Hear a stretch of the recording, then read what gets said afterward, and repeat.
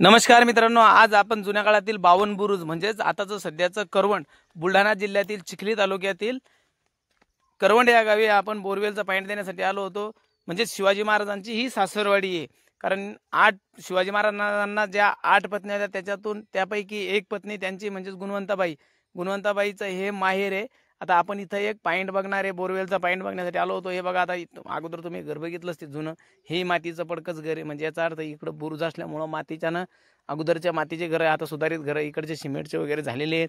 आपल्याला या अर्ध्या एका गुंठ्यात बोरवेलचा पॉइंट देण्यासाठी आपण आलो आणि इथं एक बोरवेलचा पॉइंट देण्यासाठी आता आपण पूर्व पश्चिम आणि उत्तर दक्षिण अगोदर अशा लाईनी चेक करणार आहे। त्याच्यासाठी आपण आता सुरुवात आपण पूर्व पश्चिम पासून केली, कारण पूर्व पश्चिमचे अंतर याचं जेमतेम 15-20 फूट आणि उत्तर दक्षिणचं अंतर याचं 30-40 फूट।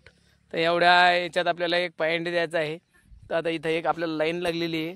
ही जी लाईन लागली आपल्याला पूर्व पश्चिम चालत असताना उत्तर दक्षिणची लाईन लागली आणि उत्तर दक्षिण चालताना पूर्व पश्चिमची लाईन लागली पाहिजे, जेणेकरून आपल्याला इथं दोघांचा जॉईंट मारून तिथं आपण एक बोरवेलचा पॉइंट काढणार आहे। जिथं जास्त झरे येतील एकत्र तिथं आपण तो बोरवेलचा पॉइंट देणार आहे। आपल्याला एक लागलेली लाईन आता दुसरी आपण बघतोय। हे बघा, आता एक लागल्यानंतर आता पूर्व पश्चिमच्या याच्यात आपल्याला उत्तर दक्षिणचा एक झरा लागलेला आहे। आता आपण उत्तर दक्षिण चालू पूर्व पश्चिमचा आपल्याला झरा लागतो बघू। हा आता आपल्याला इथं एक लागलेला आहे। हा हे नारळाचं टर्फल ठेवलं आपण इथं। हे जे लागलेलं आहे हे आपल्याला पूर्व पश्चिमचा झरा लागलेला आहे। आता ह्या दोन्ही लाईनी एकत्र करायच्या आपल्याला। दोन्ही लाईनी जिथून अटॅच करून जातील किंवा क्रॉसिंग करतील तिथं आपला बोरवेलचा पॉइंट राहील। आणि जेमतेम इथं एक साईडनं बाजूलाच 20-25 फूट अंतरावर एक उंबराचं झाड आहे, म्हणजेच औदुंबर किंवा उंबर। प्रत्येक भागात वेगवेगळ्या नावाने ओळखलं जाणारं झाड आहे उंबर। तुम्हाला ते शेवट मी तुम्हाला दाखवतोय। आणि बोरवेलला पाणी लागेल दिसणार आहे आपल्याला। लोक म्हणतात की जुन्या काळातले आधी लोक म्हणायचे की उंबराच्या झाडाजवळ पाणी लागतच असतं आणि हमी पाणी असतं मित्रांनो, पण प्रत्येक झाडाजवळ असलं असं नाही। पण उंबराच्या झाडाजवळ पाणी असतं, पण त्यासाठी जुने झाडं लागतील ना। लावलेल्या झाडाला आपण गृहीत धरू शकत नाही, कारण ते आपण स्वतः लावलेलं असल्यामुळं त्याचं नाही। पक्षाच्या विष्ठेमार्फत बीजारोपण झालेल्या झाडाला आपण नैसर्गिक झाडं म्हणू शकतो। आणि त्याच्या झाडं ज्या मोठाले बनतील त्याच्यानंतर त्याच्या हिशोबानं आसपास पाणी असू शकतं असो। आता हे एक झाड इथं, या झाडाच्या हिशोबानं जेमतेम माझ्या हिशोबाने या झाडाच्या पूर्व पश्चिम उत्तर दक्षिण अशा चारही कोपऱ्याच्या हिशोबाने जर विचार केला तर आपण आता पूर्व बाजूला आहे। तर इथं जेमतेम 200-250च्या दरम्यान इथं पाणी लागेल किंवा 280 पर्यंत पाणी लागेल। आणि सुरुवातीला बी याला चान्सेस आहेत पाणी लागायचे। एक तर 30-60 फुटावर आहे, कारण पावसाळ्याचे दिवस आहेत। 30-60 त्याच्यानंतर 90 असे उंबराच्या झाडाजवळचे पाण्याचे झऱ्याचा एक अंदाज आहे मित्रांनो। प्रत्येक झाडाजवळ पाण्याचा एक झऱ्याचा अंदाज असतो आणि तो आपण तुम्हाला बघणार आहे आणि सांगणार आहे। आता याचाही रिझल्टच लवकर येणार आहे, आपल्याला शेवटी दिसणारच आहे। जेमतेम कमीत कमी हा जो पॉईंट आहे तर हा पॉईंट माझ्या हिशोबानं 300 फुटापर्यंत घ्यास लागणार आहे। आणि हा जो भाग आहे खडकाळ असल्यामुळं इथं थोडंफार कमी जास्त पाण्याचा अंदाज आणि खोली कमी जास्त होऊ शकतो। त्याच्यामुळं पावसाळी असला तरी इथं वरचं पाणी लागायचे चान्सेस कमी आहे, कारण या भागात पाणी थोडंसं खोलच लागणार आहे। आता तुम्ही बघू शकता इथं आपल्याला ही एक लाईन लागलेली आहे, ती आपण चेक करू। ती चेक झाल्यानंतर आपला म्हणजे नेमका दोन्ही झऱ्यांचं संगम जिथं येईन तिथं आपण बोरवेलसाठी सेंटर पॉईंट मानू। आता इथं एक चेक केल्यानंतर इथं एक लाईन लागली आपल्याला, ते जोडणं चालू आहे। ही एक लाईन आणि ती एक लाईन दोन्ही मिळून जेमतेम 1.25 इंची पाणी लागायचे इथं चान्सेस आहेत। अगोदरच्या काळी म्हणायचे की करवंडला पाणीच लागत नाही, पण जेमतेम कोणीतरी धरणाचा इथं एक असर झालेला आहे।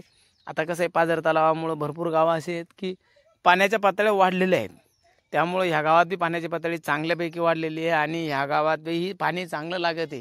या गावात आपले भरपूर पॉईंट झालेले आहेत आणि भरपूर पॉईंटचा रिझल्टही चांगला आलेला आहे।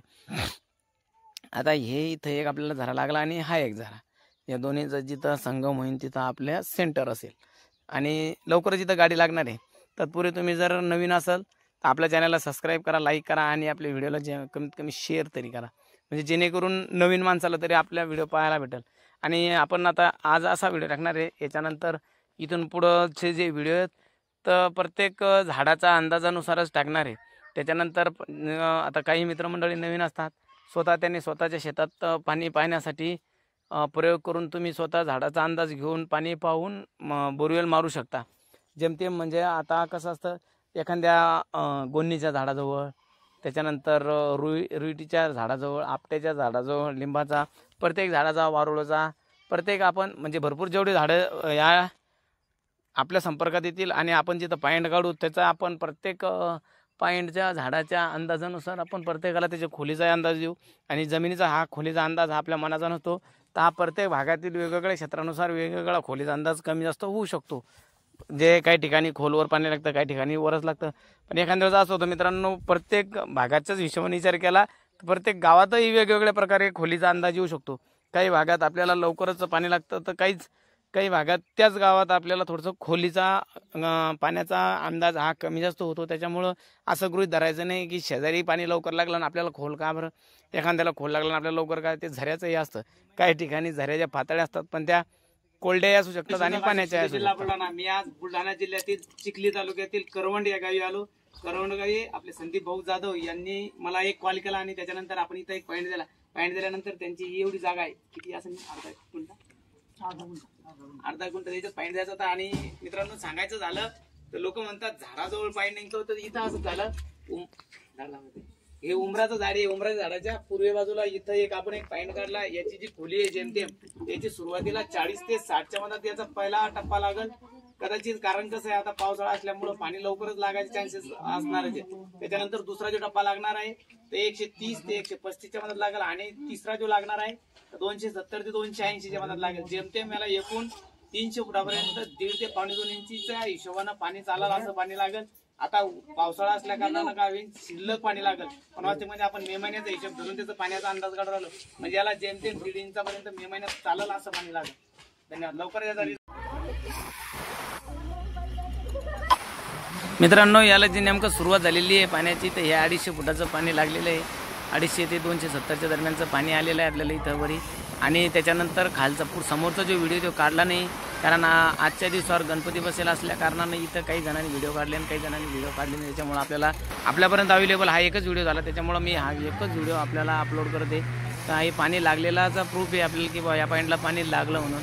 आणि या उमराच्या झाडाजवळचा एक अंदाज सांगितला होता आपण 280पर्यंत पाणी लागायचे चान्सेस आहेत. आणि असं झालं पावसाळासुद्धा असून इथं वरी पाणी लागले नाही. वरचे जे झऱ्याचे हे ते कोरडे गेलेले आहेत आणि खालच्या झऱ्याला याला पाणी लागलेलं आहे. तर पाणी याला 1.25 इंचपर्यंत पाणी लागलेलं आहे. त्याच्यामुळे यांचं बघू शकता. आणि पाणी खोल लागल्यामुळं यांचं पाणी चालायचे चान्सेस चांगले आहेत. आणि या भागात कसं कमी जास्तही लागलं तरी बोर चालतात. आणि प्रत्येक ठिकाणी काही ठिकाणी पॉईंट तुमचे कोरडे गेले तरी पाणी लागू शकतो बा. त्याच्यामुळे शक्यतोवर बोर फेल गेले तरी मोटर टाकण्याचा हे केसिंग पाईप टाकावं असं मला वाटतं. शेतकरी मित्रांना माझी विनंती आहे की आपला पॉईंट खाली गेल्यानंतर आपण घरगुती जर असेल मोटर टाकण्यात काही हरकत नाही आणि शेतातला असेल तरी केसिंग टाकण्यात काही हरकत नाही. कारण पातळी जी कमी असते